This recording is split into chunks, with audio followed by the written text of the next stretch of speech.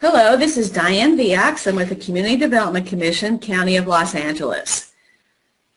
I want to thank HUD for inviting us to provide information on the County of Los Angeles Section 108 loan program in this particular presentation entitled You Can Do It, Section 108 Guaranteed Loan Funds Finance Projects that Really Make a Difference in Communities. There are going to be 4 representatives providing this information. Myself, I'm a manager with the Grants Management Division here at the CDC. Rita Reyes-Acosta, she's the Development Specialist. She's with our Economic and Housing Development Division. John Oropeza, he's Assistant City Manager with the City of Bell Gardens that used these funds to develop a fantastic project called the Bell Gardens Sports Center. And we also have Elizabeth Savage. She's the Director of Human Services and Rent Stabilization with the City of West Hollywood, presenting information about the West Hollywood Gateway project. In this session, we're going to provide an overview and examples about utilizing the Section 108 loan program as a financing tool. It leverages current and future CDBG fund dollars to invest into medium and large projects that can have a real impact in your community. The webinar will provide information for entitlement jurisdictions that receive CDBG funds and other stakeholders on the benefits of using this loan program as a funding mechanism to finance eligible community and economic development activities. We're also going to talk about the processes to apply for a pre-approved loan pool or project-specific loans, underwriting, collateralization, public noticing requirements, and other information about administering the loan program. And then lastly, with the input from John at the City of Bell Gardens and Elizabeth at West Hollywood, we're going to learn how successful partnerships that combine vision and purpose and financing can be forged and bring vitally important and significant projects to communities. I think one of the things that we all learned about this was don't be afraid of taking on something big. There's a lot of pieces to this program, but it all makes sense. And when you just line it up and you're aware of what those obligations and those responsibilities are, and you've got the right team and the right focus and the right commitment, as you'll see from our presentation, really wonderful things can happen in your communities. I want to give you a couple ideas about some of the benefits of this. It allows your communities to expand your CDBG activities and those impacts of that because you can access funding up to 5 times your annual allocation. It spreads those capital costs over time, and current and future CDBG funds are the principal security for the loans and can be used as a source of repayment. The loans may be for terms up to 20 years, and it's a non-competitive application process. Now I'm going to give you just a little bit of an overview about our program here, and then Rita will provide information on the technical information about administering that. The County of Los Angeles here at the CDC, we have 2 ways in which we access those funds. One are through pre-approved loan pool programs, and the other is when we do project-specific loan applications. In the pre-approved loan program, we've got 2 of those. The first, the countywide loan program, it's a $30 million pool of loan guaranteed funds authority that is available to the participating cities in the CDBG Urban County program. Our other loan pool program is the Empowerment Zone 108 loan program. These were both established through applications to HUD that identified a variety of eligible activities for which the loans could be provided. And it allows the CDC to process loans more quickly than applying directly to HUD for the individual project funding. However, as an option, for instance, if there is a large loan amount that the borrower is interested in for their particular project, we work with them. We also provide project-specific loan applications, and these are used in the circumstances when the borrower partners with the CDC to apply directly to HUD for larger loan amounts. And it is also used when there have been EDDI and BEDDI grant funds awarded to a project. There's a 10-to-1 match requirement on that. So again, just to kind of rehash that, we have the loan pool programs that we applied for under generic application for any number of specific eligible activities, and then when those projects come forward, we can tap into that loan pool. It expedites the approval process, or when we've got the larger projects, we can use the project-specific loan applications. These next few screens provide examples of projects that the County of Los Angeles have funded with Section 108 loan funds.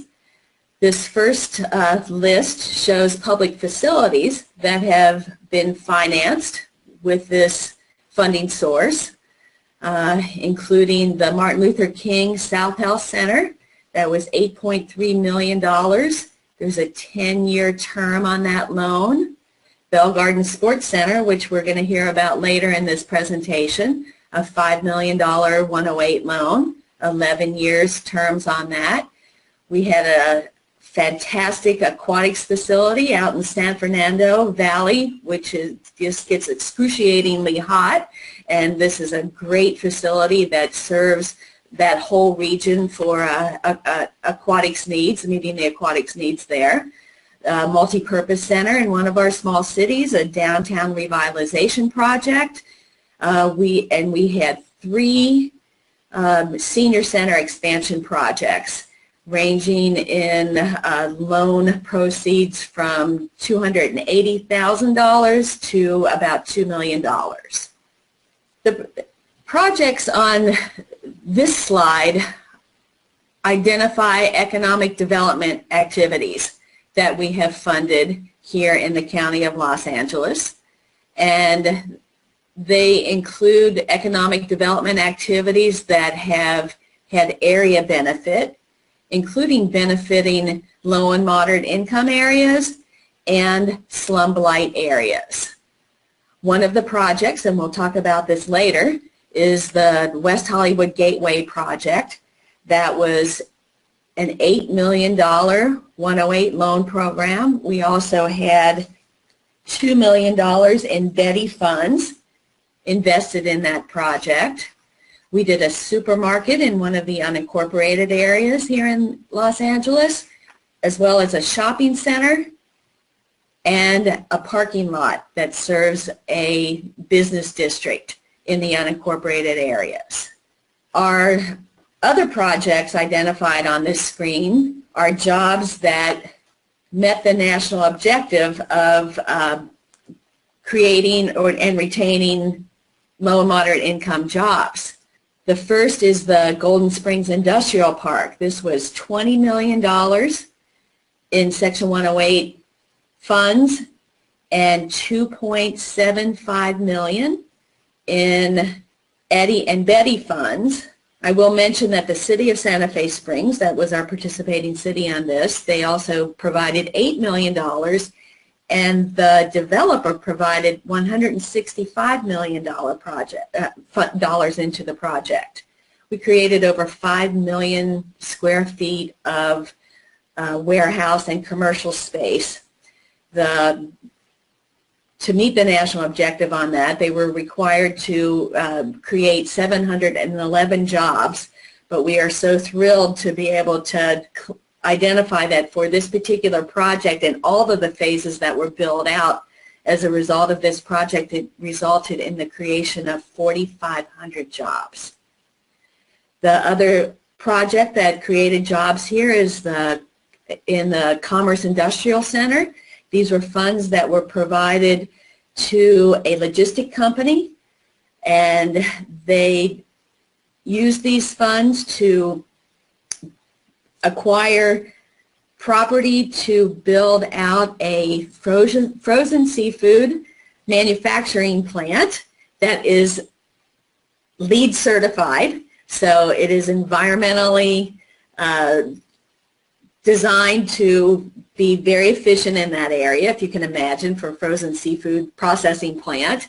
And then they also acquired a business that was adjacent to their complex that developed packaging companies. So that packaging company services the commercial tenants in that industrial park as well as others for packaging of their products. And once the job creation requirement is met on that, they will create 340 jobs. We're very proud of our partnerships that we've been able to have with all of the different cities and the developers and the elected officials that make these projects happen, because as we had talked about before, they have really made a difference in communities. With that, I'd like to introduce Rita Reyes Acosta. Thank you. Hello, folks. I will provide an overview of the loan application process. In order to apply for a Section 108 loan, you will need to prepare a narrative application. And what you see on your screen are the components of that application that consist of a project description. Within this section, you'll identify the project that you will be funding, and the total project costs, and key components of what you are funding so that HUD can get a very clear picture as to what your project consists of. The next component, eligible activities. Within this section, you'll specifically identify the eligibility citation that this project is eligible under, as well as with the national objective. You'll need to cite those citations and be very clear as to how you will meet the national objective. And if public benefit standards applies in 570.209, that you will identify as well. And the last component that you see here that we will spend a little more time is underwriting the project. And within that process, you'll need to evaluate project costs, discuss the project structure. Are you providing the loan funds to a third-party borrower, or are you as a grantee carrying out the activity, the proposed project? And the last component there is reviewing a project pro forma. Under financial underwriting, all the grantees are required to perform basic underwriting. If your grantee already has underwriting policies, you may implement those as well. But if you don't, under 570.209, there are the basic underwriting guidelines for you to use as a framework as you're taking a look at your project and as you're preparing your Section 108 loan application. And some of the key components there that are provided within the 570.209 are basic items for you to think about. Are the project costs reasonable? Are all funds committed to this project? Are you having more than just Section 108 loan funds funding this activity? Are there funds being contributed through the private sector or other funds from the grantee? You'll need to ensure that those funds are readily available and have been committed to your project. Another key component, please ensure that the Section 108 loan funds are not substituting other available funds. And key component, is the project feasible? You'll need to discuss that within the Section 108 application.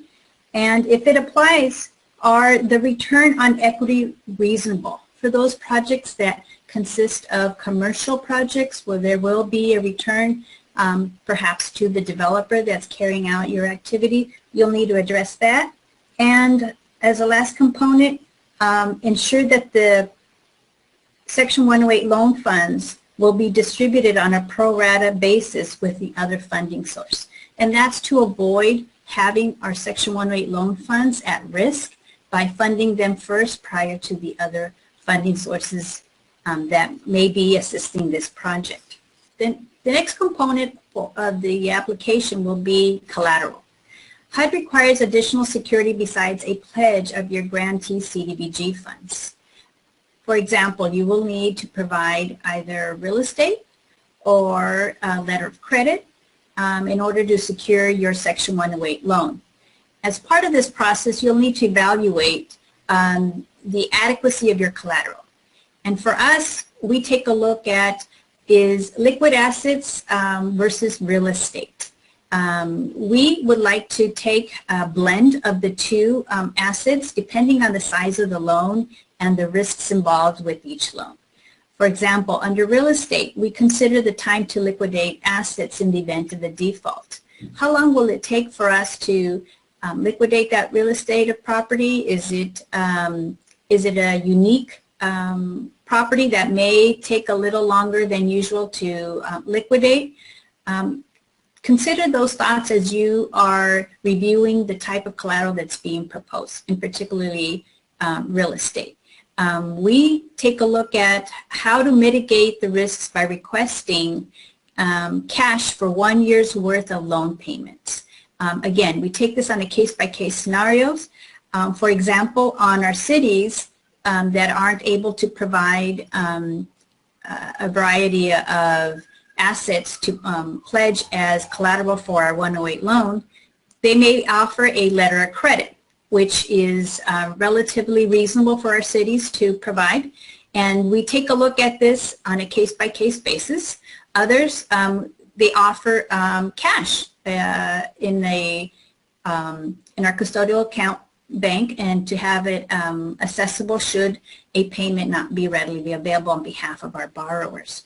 Again, this goes back to having your staff complete a underwriting analysis and determining the risks that are involved with the particular 108 loan.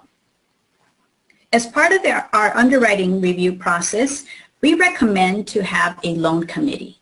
And this is to allow various parties to take a look at your loan request. And we usually have a diverse background of committee members that come from a programmatic regulatory compliance background in CDBG regulations, someone from a financial background. It could be your CPA, it could be someone from your financial management department. And if those cities that have economic development capital projects, a staff member from those units would be helpful as well.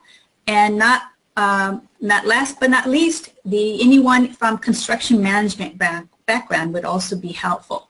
And the blend of these staff people will help review the 108 loan application and provide you with feedback in terms of the respective areas in carrying out the 108 loan activity and possible risks associated with the 108 loan request prior to reviewing and approving. And this concludes my component. I'd like to introduce John Oropeza, Assistant City Manager with the City of Bell Gardens. Okay.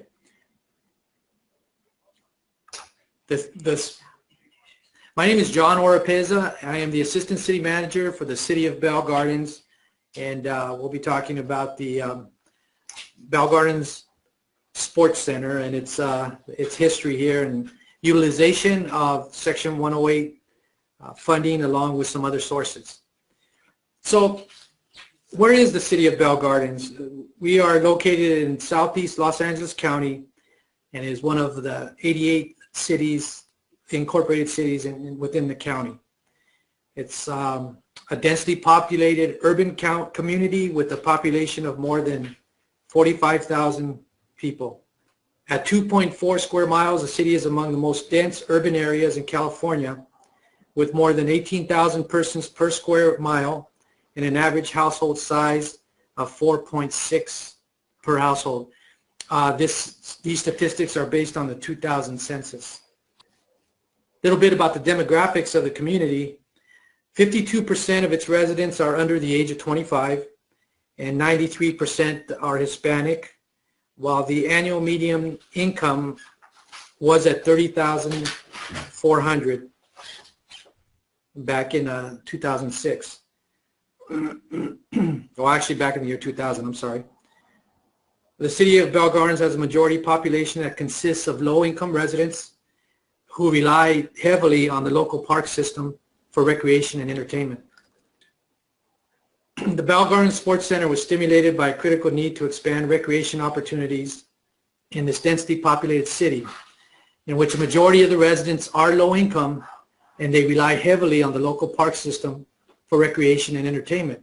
Completion of the $10 million sports center met this need by providing state-of-the-art facilities, which included multi-use sports fields, grass fields, baseball fields, synthetic turf soccer fields, picnic areas, and a restaurant and concession stand.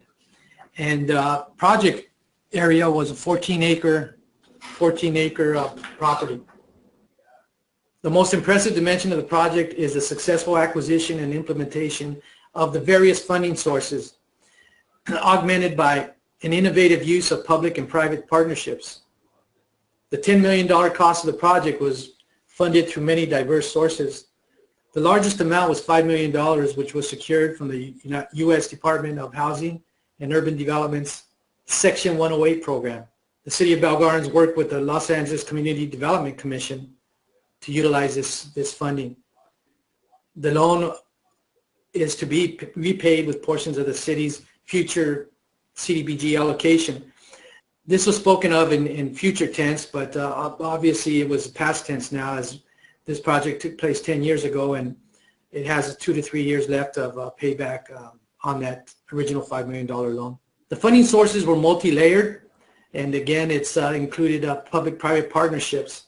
Put together, these created the successful, innovative project. $1,434,085 was in community development block grant funding. The Section 108 loan was for $5 million. The California Departments of Park and Recreation grant was for $1 million. Bell Gardens Redevelopment Agency had $1.6 million, along with several other bonds. 2002 Resources Bond Act was for $220,000. Another 2002 Roberti Zeeberg Harris grant was for $122,000. Bond Act of 2000 was for $415,000, and then a Bond Act of 2000, a Roberti Zeeberg Harris grant, in an amount of $133,000. The total capital improvement cost was $9,970,000 approximately. The pie chart just goes over those same numbers I just stated, breaks it up in a pie chart, which helps give a better visual of how important the Section 108 funding was to the whole project. It provided 50% of the funding. In funding sources for equipment, operations, and maintenance, for a total of $1,175,000, was a compilation of several sources. These were first-year startup funding that was generated and appropriated for equipment operations and maintenance. There was a multi-year sponsorship agreement with the Major League Soccer team Chivas USA, which allowed them to periodically utilize the new soccer facilities for training in exchange for an agreed-upon $200,000 annually. The O&M budget also included approximately $975,000 in city general funds for 2 fiscal years, 2005 to 2006 and 2006-2007. This budget brought the total overall project cost to approximately $11,145,000. The O&M portion here is reflective of the public-private partnership that the city entered into Major League Soccer professional soccer team. This agreement also included allowing the soccer team to use the new sports center for their first team training sessions, their reserve team training, some matches, and some youth soccer tournaments, camps, and clinics for youth, boys and girls, and also some soccer coaching clinics for men and women.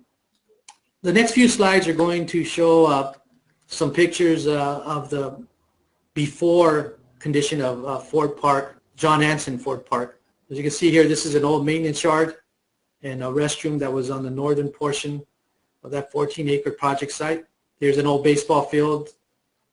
Here's a easternmost corner of, this would be the northeastern corner of the 14-acre project site. Here's a construction sign indicating when demolition was going to start. That was actually early 2005. This slide shows the layout of the project area for the facility there. It's 14 acres.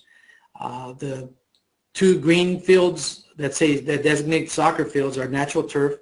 The 2 yellow fields are synthetic turf, and then there's 2 baseball fields. This is the groundbreaking that took place in early 2005.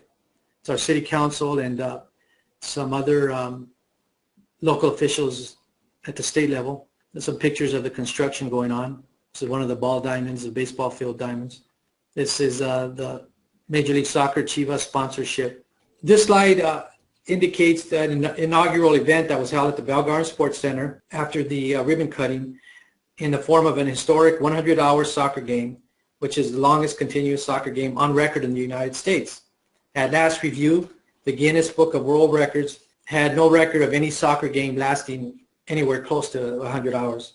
This special game also celebrated the 100-year anniversary of MLS's Chivas USA and their sister club, Mexico's Club Deportivo Guadalajara. It's Mexico's most popular soccer club.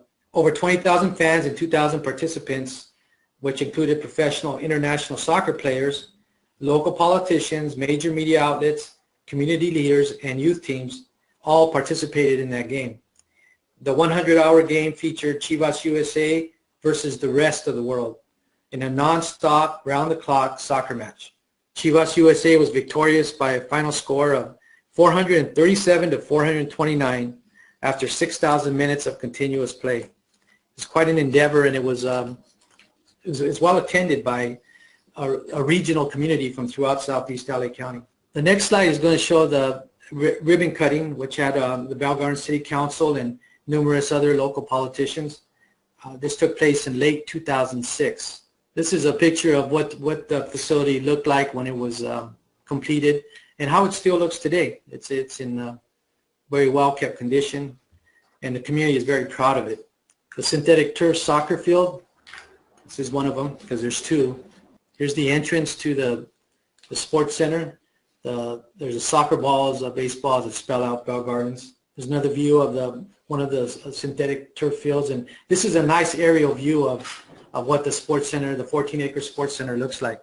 With input and support from the community, a variety of funding sources, including the HUD Section 108 program being the largest funding source at $5 million, it incorporated a unique public-private partnership for the O&M, the operations and maintenance, being a big part of it, and it was very creative in being able to bring all these funding sources and ingenuity together. The Sports Center has successfully addressed the vital need for increased recreational opportunities for the city's large youth population, and it's maximized the use of its limited amount of open space.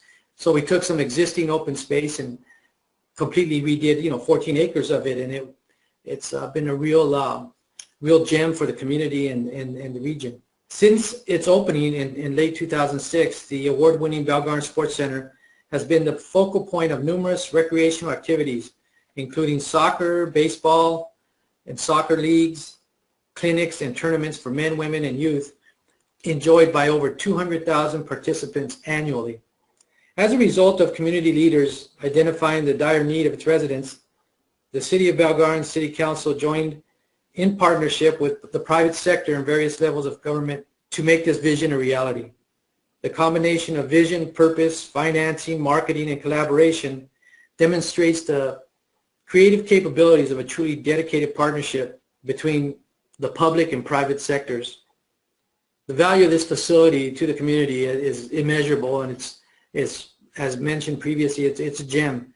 And the community and the city has been very proud of this project, and have many visitors wanting to know how the city did it. And over the years we've gotten many accolades along with awards.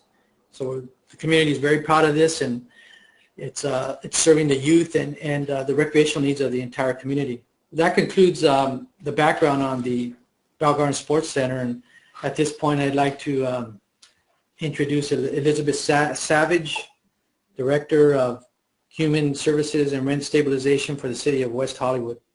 I'm Elizabeth Savage, the Director of Human Services and Rent Stabilization at the City of West Hollywood. The City of West Hollywood used a Section 108 loan back about 20 years ago, and we had no way of predicting what we know today, which is a great degree of success that that loan and other packaging of a project resulted in. The city is adjacent to Beverly Hills, or we like to say Beverly Hills is adjacent to us. The city is a small little city with 34,000 residents, 1.9 square miles. It incorporated in 1984, and the east side of town, which was the redevelopment area, had some serious crime issues. It had some drug, prostitution, vandalism, break-ins, other kinds of bad things were happening. The site where the Section 108 loan was being planned for was, as you can see on this slide, a car wash. You can see the construction on the upper slide that had begun there, but it was a car wash that was all of the components of blight would be defined with the car wash. I'm not sure they even washed cars very well, but it was an area that was unsafe for most people to walk through. We had an extensive community process. Redevelopment was formed in this city in the late 80s, and it was formed only after the community saw that there wasn't going to be another way that developers were interested in a blighted area. They weren't going to put their money at risk unless there were other very strong partners involved in it, and the mechanism of redevelopment helped that to happen. So the community said, we don't want redevelopment because of the stigma, and then they later understood that they needed redevelopment to reduce the stigma for developers to be attracted to the area. The community process included a charrette, which you can see in this slide here, and the community looked at choices for this parcel of a movie theater, a sheriff's substation, an ice cream yogurt shop, a Costco, Starbucks, Best Buy, Target, and the community connected with USC School of Urban Planning, and the students brought a couple of projects and scenarios. One of the choices of the movie theater, and today we know is the landscape for a movie theater is very different than if it had been built back then. It was not chosen with the changes that Netflix and Amazon have brought. And also the area has a Cinerama dome that has all of the special projection machines and projectors and technological capacities, as well as Grauman's Chinese Theater within 3 to 4 miles. So a movie theater was not the right choice. 5 or 6 years later, after this project was built, movie theaters actually started to be in financial trouble. So Sheriff's Substation, other choices were talked about. And what was actually landed into the project was a Target, a Best Buy, a Starbucks, and a walkable area, which you'll see in a minute. The Target, when it opened, it was the highest grossing Target in the country, and through today, even 20 years later, it's in the top 3 Targets in the country. So it was an amazing success. The design vision was to have an open plaza feeling. That large building in the back there actually never got built, so it really has a plaza feeling where you can stand on the top level where there are some stores and regard the street, but that open plaza area below has the Starbucks. The public-private partnership is that the city had put in general funds of $5.3 million. The Section 108 loan was $8 million, and the developer, a highly credentialed, capable developer, became attracted better to this area because it was an opportunity and it took a significant investment on their part. Here's a little bit of what it looks like now. The under construction part shows the curious assemblage of the steel, and now you can see the open plaza area that we looked at to stand at in the previous slide, where it's walkable, it's airy, it uses all the advantages of the Southern California climate, but it also has a kind of an insulated feel. It's not all street facing, so that there's a sense of shopping in a plaza type of area. You can see the Target, the Best Buy and Starbucks are off to the left, not visible in this picture. There was a magnificent catalytic effect from this project. The project is a mixed-use development. The property values in the area increased by nearly $750 million. Now, this is 20 years later, and after the 2008 recession, which there was a slump there, but the aggregate over time has been this much. The total increase in property values by 2017 is projected to be $1.1 billion. The street front retail space that came into the area across the street added in the redevelopment area, and as part of the result of this corner project, an additional 70,000 square feet of retail, studio production space of 95,000 square feet, which is CIM's investment in the lot, which is adjacent to this project. It repurposed, it was a stimulus, an economic stable stimulus to help the area repurpose what had been run down of the Mary Pickford Douglas Fairbanks studios that were Warner Brothers for a little while, and that remodel of those studios in a highly modernized way did the Oprah Winfrey Network to locate their Los Angeles offices and studios in West Hollywood. And they had many other very strong choices, but this adjacent Village Plaza feeling and some of the additional development you'll see in a minute encouraged them to be in a small town where they would get good customer service and community relationships. So the housing that has since developed since then is one project on the left is the Dillon. Again, that was one of the components, I believe, that attracted the Oprah Winfrey Network and other companies and retailers to the area. The Dillon is a project with 184 residential units, and of that 20%, 37 units are inclusionary housing, that is affordable housing where low-income people can live in a mixed economic area, and there are no complaints. It is going well. We do that here, and we do that comfortably. The tenant issues are sometimes that people make noise, but the complaints don't come from the people in the low-income housing. They understand and are very grateful to be there, and they're a little bit lower-keyed. It's a shiny, lovely building, as you can tell.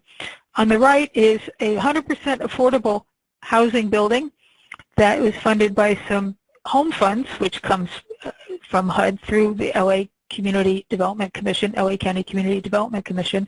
The courtyard has 32 units of affordable rental housing, half of which are leased up through special needs financing and case management from local nonprofits, and the other half are just regular low-income affordable housing. That area, that particular project is really important for our community in West Hollywood, where we've had some long-term HIV/AIDS survivors, and at the opening of this building, and all 5 council members and the county supervisor were present at that. We have enormous, wonderful partnerships with our electeds. At that opening, a long-term HIV survivor said, "I'm finally going to have some of my life back because I've had such severe neuropathy from the long-term effects of the meds that if I don't get those meds, I really am not mobile, and I can just walk across the street to the Rite Aid or the Target and be able to have my needs met." So we're pleased that the Section 108 loan is a catalytic effect all the way that helps care about people because of the city's policies, but also because we have partners that understand to help people as you're building. So the results, we have over 800 new parking spaces in a built-out urban environment. That's really important. That was encouraged by, again, this project, a lot of which came through the Target parking structure. And it's pretty much underground, and it's not a megalith kind of structure on the street. It's again tucked behind the main boulevards. Added 80,000 square feet of residential. Overall in the area, in the most recent 5 years, we've had 1,100 apartments that are built or under construction. Of those, 23% are affordable for very low low, and moderate income households. The city's goal for its inclusionary program is 20%, so we've exceeded that with an additional major project down the street, all of which folks feel safer because they don't have to deal with the prior issues that were going on where it was really not comfortable to even wait at a bus stop. It's now not only comfortable, it's great because you can have your Starbucks while you're waiting. So if there are questions or answers, I'm sure you'll be able to submit them by email, and if you need to contact any of us, we're available and we'll be happy to talk with you further as well. Thank you.